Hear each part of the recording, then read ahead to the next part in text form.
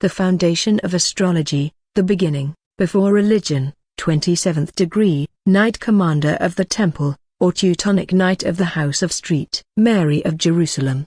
It is not possible for us thoroughly to appreciate the feelings with which the ancients regarded the heavenly bodies, and the ideas to which their observation of the heavens gave rise, because we cannot put ourselves in their places, look at the stars with their eyes in the world's youth, and divest ourselves of the knowledge which even the commonest of us have, that makes us regard the stars, and planets, and all the universe of suns, and worlds, as a mere inanimate machine and aggregate of senseless orbs, no more astonishing except in degree, than a clock or an orrery. We wonder and are amazed at the power and wisdom, to most men it seems only a kind of infinite ingenuity, of the Maker. They wondered at the work, and endowed it with life and force and mysterious powers and mighty influences. Memphis, in Egypt, was in latitude 28 degrees 5 north, and in longitude 38 degrees 18 east. Thebes, in Upper Egypt, in latitude 25 degrees 45 north, and longitude 328 degrees 43 east. Babylon was in latitude 32 degrees 30 north, and longitude 440.23 east, while Saba, the ancient Sabina capital of Ethiopia, was about in latitude 15 degrees north.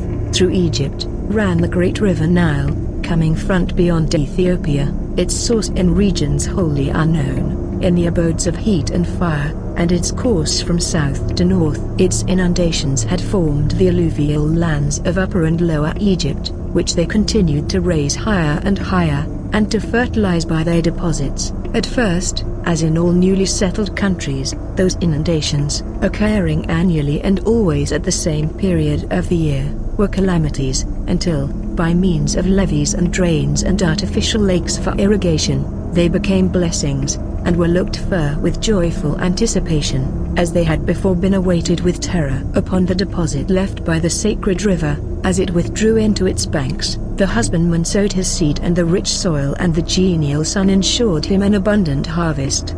Babylon lay on the Euphrates, which ran from southeast to northwest, blessing, as all rivers in the Orient do, the arid country through which it flowed, but its rapid and uncertain overflows bringing terror and disaster to the ancients, as yet inventors of no astronomical instruments, and looking at the heavens with the eyes of children. This earth was a level plain of unknown extent. About its boundaries there was speculation, but no knowledge. The inequalities of its surface were the irregularities of a plane, that it was a globe, or that anything lived on its undersurface, or on what it rested, they had no idea. Every 24 hours the sun came up from beyond the eastern rim of the world, and traveled across the sky, over the earth, always south of, but sometimes nearer and sometimes further from the point overhead, and sank below the world's western rim. With him went light, and after him followed darkness, and every 24 hours appeared in the heavens another body,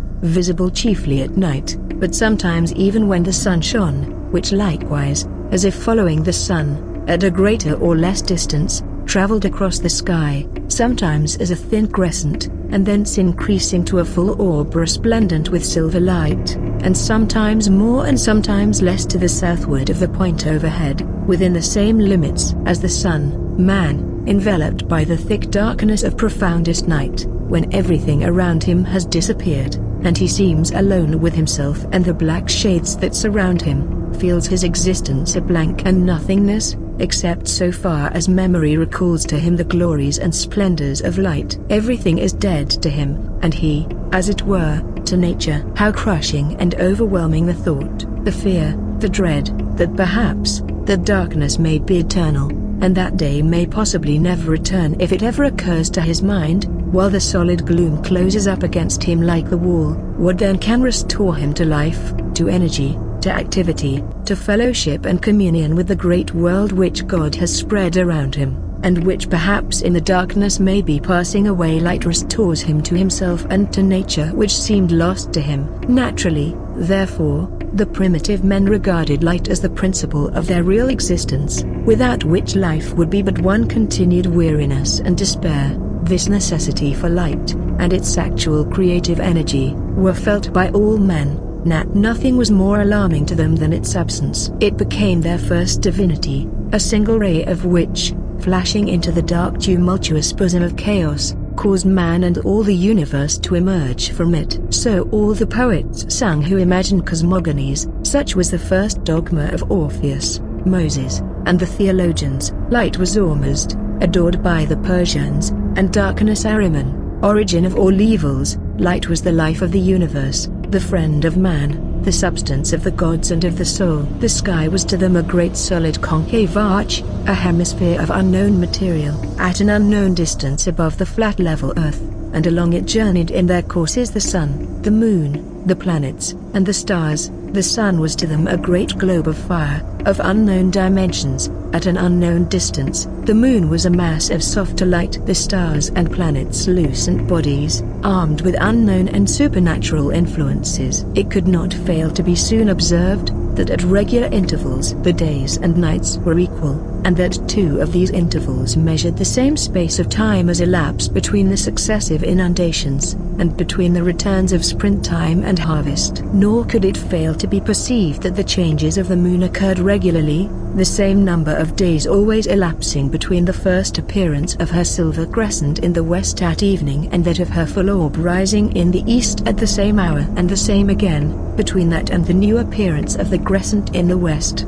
It was also soon observed that the sun crossed the heavens in a different line each day, the days being longest and the nights shortest when the line of his passage was furthest north, and the days shortest and nights longest when that line was furthest south. That his progress north and south was perfectly regular, marking 4 periods that were always the same, those when the days and nights were equal, or the vernal and autumnal equinoxes, that when the days were longest, or the summer solstice, and that when they were shortest, or the winter solstice, with the vernal equinox, or about the 25th of March of our calendar. They found that there unerringly came soft winds, the return of warmth, caused by the sun turning back to the northward from the middle ground of his course, the vegetation of the new year, and the impulse to amatory action on the part of the animal creation. Then the bull and the ram, animals most valuable to the agriculturist, and symbols themselves of vigorous generative power, recovered their vigor. The birds mated and builded their nests, the seeds germinated, the grass grew, and the trees put forth leaves. With the summer solstice, when the sun reached the extreme northern limit of his course, came great beat, and burning winds, and lassitude and exhaustion. Then vegetation withered. Man longed for the cool breezes of spring and autumn and the cool water of the wintry Nile or Euphrates, and the lion sought for that element far from his home in the desert. With the autumnal equinox came ripe harvests, and fruits of the tree and vine, and falling leaves, and cold evenings presaging wintry frosts, and the principle and powers of darkness, prevailing over those of light, drove the sun further to the south, so that the nights grew longer than the days, and at the winter solstice the earth was wrinkled with fruit, the trees were leafless, and the sun, reaching the most southern point in his career, seemed to hesitate whether to continue descending, to leave the world to darkness and despair, or to turn upon his steps and retrace his course to the northward, bringing back seed time and spring, and green leaves and flowers and all the delights of love. Thus, naturally and necessarily, time was divided, first into days, and then into moons or months, and years, and with these divisions and the movements of the heavenly bodies that marked them, were associated and connected all men's physical enjoyments and privations, wholly agricultural, and in their frail habitations greatly at the mercy of the elements and the changing seasons. The primitive people of the Orient were most deeply interested in the recurrence of the periodical phenomena presented by the 2 great luminaries of heaven, on whose regularity all their prosperity depended, and the attentive observer soon noticed that the smaller lights of heaven were, apparently, even more regular than the sun and moon, and foretold with unerring certainty, by their risings and settings, the periods of recurrence of the different phenomena and seasons on which the physical well-being of all men depended. They soon felt the necessity of distinguishing the individual stars or groups of stars, and giving them names, that they might understand each other, when referring to and designating them. necessity produced designations at once natural and artificial. Observing that, in the circle of the year, the renewal and periodical appearance of the productions of the earth were constantly associated, not only with the courses of the sun, but also with the rising and setting of certain stars, and with their position relatively to the sun, the center to which they referred the whole starry host, the mind naturally connected the celestial and terrestrial objects that were in fact connected, and they commenced by giving to particular stars or groups of stars the names of those terrestrial objects which seemed connected with them, and for those which still remained unnamed by this nomenclature, they, to complete a system, assumed arbitrary and fanciful names. Thus the Ethiopian of Thebes or Saba styled those stars under which the Nile commenced to overflow, stars of inundation, or that poured out the water, Aquarius. Those stars among which the sun was, when he had reached the northern tropic and began to retreat southward, were termed, from his retrograde motion, the Crab, Cancer, as he approached, in autumn, the middle point between the northern and southern extremes of his journeying, the days and nights became equal, and the stars among which he was then found,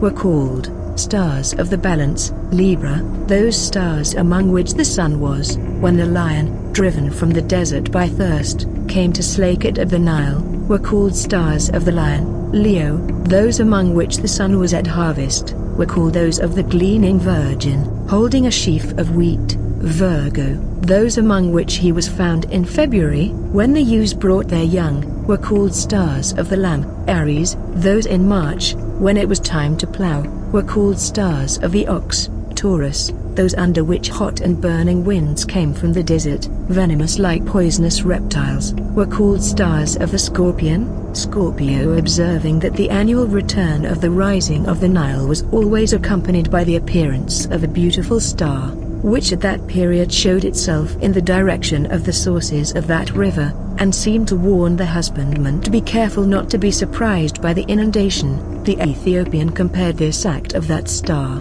to that of the animal which by barking gives warning of danger, and styled it the dog, Sirius. Thus commencing, and as astronomy came to be more studied, imaginary figures were traced all over the heavens, to which the different stars were assigned. Chief among them were those that lay along the path which the sun traveled as he climbed towards the north and descended to the south, lying within certain limits and extending to an equal distance on each aid of the line of equal nights and days. This belt, curving like a serpent, was termed the zodiac, and divided into 12 signs. At the vernal equinox, 2455 years before our era, the sun was entering the sign and constellation Taurus, or the bull, having passed through, since he commenced, at the winter solstice, to ascend northward, the signs Aquarius, Pisces and Aries, on entering the first of which he reached the lowest limit of his journey southward.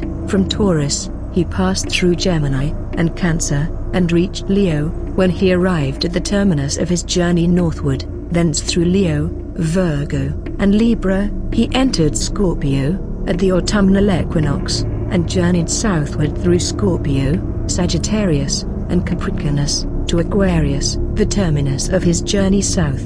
The path by which he journeyed through these signs, became the ecliptic, and that which passes through the two equinoxes, the equator. They knew nothing of the immutable laws of nature, and whenever the sun commenced to tend southward, they feared lest he might continue to do so, and by degrees disappear forever, leaving the earth to be ruled forever by darkness, storm and cold. Hence they rejoiced when he commenced to reascend after the winter solstice, struggling against the malign influences of Aquarius and Pisces, and amicably received by the Lamb. And when at the vernal equinox he entered Taurus, they still more rejoiced at the assurance that the days would again be longer than the nights, that the season of seed time bad come, and the summer and harvest would follow. And they lamented when, after the autumnal equinox, the malign influence of the venomous scorpion, the vindictive archer and the filthy and ill-omened lygoat dragged him down towards the winter solstice.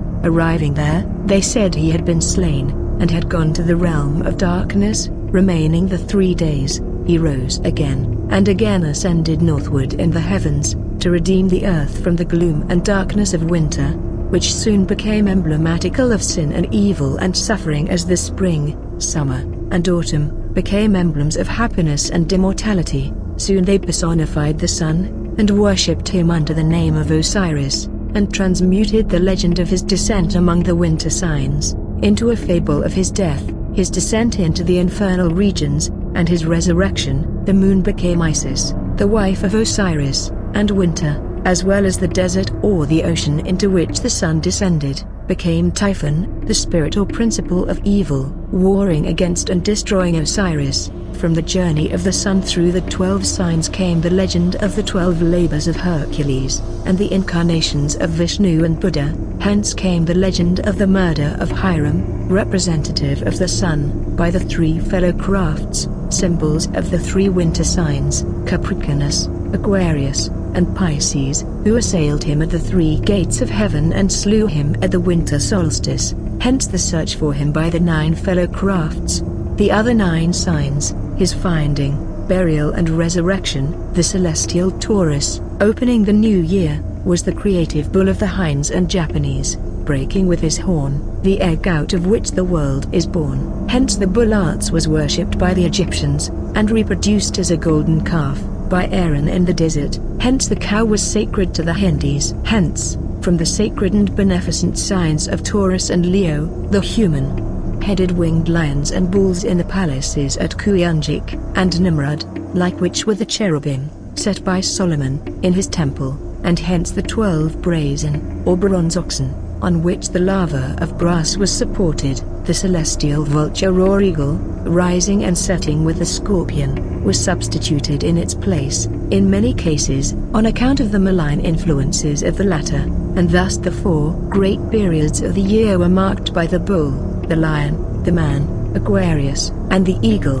which were upon the respective standards of Ephraim, Judah, Reuben, and Dan, and still appear on the shield of American Royal Archmasonry. Afterwards, the ram, or lamb, became an object of adoration. When, his turn, he opened the equinox, to deliver the world from the wintry reign of darkness and evil, around the central and simple idea of the annual death and resurrection of the sun, a multitude of circumstantial details soon clustered. Some were derived from other astronomical phenomena, while many were merely poetical ornaments and inventions. Besides the sun and moon, those ancients also saw a beautiful star, shining with a soft, silvery light, always following the sun, at no great distance when he set, or preceding him when he rose, another of a red and angry color, and still another more kingly and brilliant than all. Early attracted their attention by their free movements among the fixed hosts of heaven, and the latter by his unusual brilliancy, and the regularity with which he rose and set. These were Venus, Mars, and Jupiter. Mercury and Saturn could scarcely have been noticed in the world's infancy, or until astronomy began to assume the proportions of a science, in the projection of the celestial sphere by the astronomical priests. The zodiac and constellations, arranged in a circle, presented their halves in diametrical opposition, and the hemisphere of winter was said to be adverse, opposed, contrary, to that of summer. Over the angels of the latter ruled a king Osiris, or Ormuzd, enlightened, intelligent, creative and beneficent. Over the fallen angels or evil genii of the former, the demons or deaths, of the subterranean empire of darkness and sorrow, and its stars, ruled also a chief in Egypt. The scorpion first ruled the sign next the balance, and long the chief of the winter signs, and then the polar bear, or ass, called Typhon, that is, deluge, on account of the rains which inundated the earth while that constellation domineered. In Persia, at a later day, it was the serpent,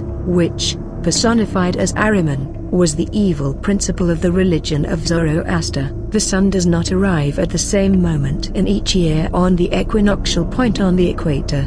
The explanation of his anticipating that point belongs to the science of astronomy, and to that we refer you for it. The consequence is what is termed the precession of the equinoxes, by means of which the sun is constantly changing his place in the zodiac, at each vernal equinox, so that now, the signs retaining the names which they had 300 years before Christ, they and the constellations do not correspond. the Sun being now in the constellation Pisces. When he is in the sign Aries, the annual amount of precession is 50 seconds and a little over 51. The period of a complete revolution of the equinoxes, 25,336 years. The precession amounts to 30 or a sign, in 2,155.6 years, so that, as vernal equinox, summer solstice, autumn equinox, winter solstice, the Sun now enters Pisces. At the vernal equinox, he entered Aries, at that period, 300 years BC, and Taurus, 2455 BC, and the division of the ecliptic, now called Taurus, lies in the constellation Aries, while the sign Gemini is in the constellation Taurus. 4,610 years before Christ, the Sun entered Gemini at the vernal equinox. At the two periods, 2,455 and 300 years before Christ, and now, the entrances of the Sun at the equinoxes and solstices into the signs, were and are as follows.